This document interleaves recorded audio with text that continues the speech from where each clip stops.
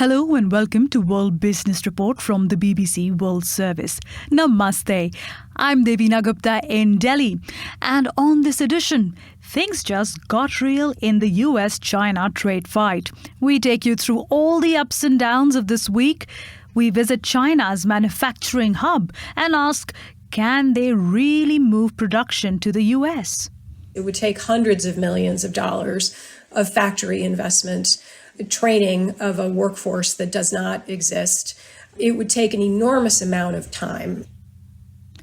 Now, it's official, as we mentioned earlier, that China has just played its strongest card in the trade war so far.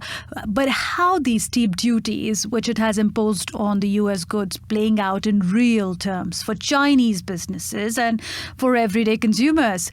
Andy Xie is an independent economist in Shanghai who used to work for Morgan Stanley and World Bank, and I spoke to him earlier.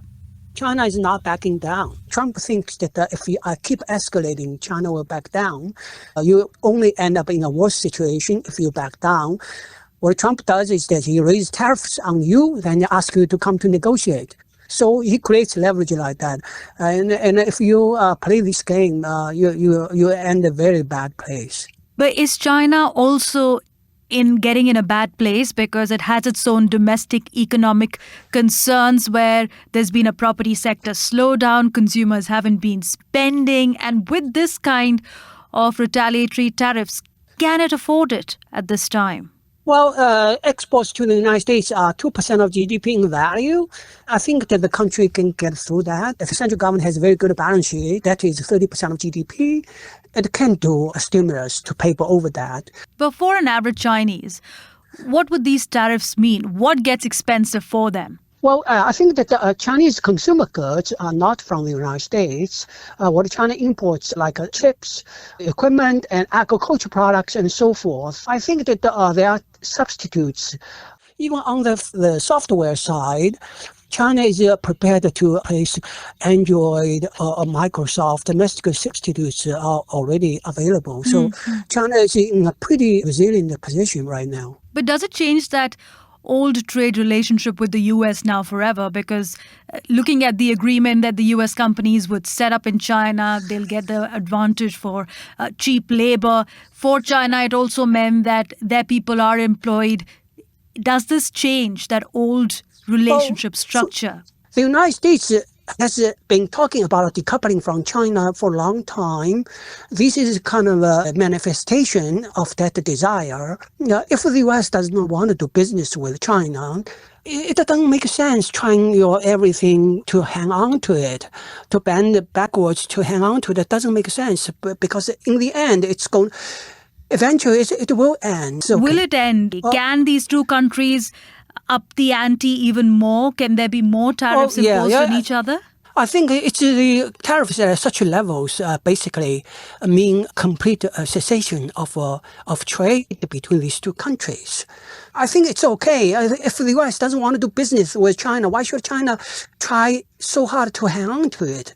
So I think that everything comes to an end. If this thing is coming to an end now, so be it. It's okay. Life goes on. Well, will the life go on in China with other trading partners, including the EU and Southeast Asian nations? But there is a concern there that they fear their markets opening up to cheaper Chinese goods even more, and then they would feel that domestic pressure from their own industries. Yeah, of course, that's a U.S. narrative. Look at the other countries know what to do. Southeast Asia imposed tariffs on some Chinese goods in recent years because Chinese have used machines, AI, to produce handicraft products. And these products have become much cheaper than what small companies could do, a small business could do in Southeast Asia.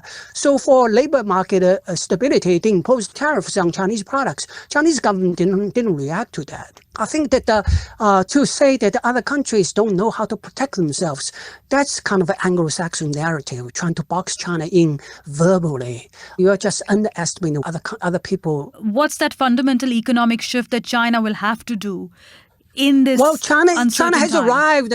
Yeah, China has arrived. Basically, let people have a good life. That's the end point. People have cars, have properties, and they all have education.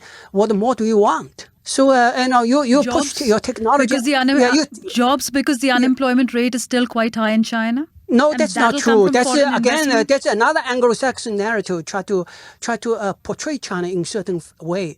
China has a labor shortage because the labor force is contracting. Okay, China has a labor shortage. There are college graduates who want white-collar jobs, unwilling to take blue-collar jobs. And 70% of the youth in China go to college.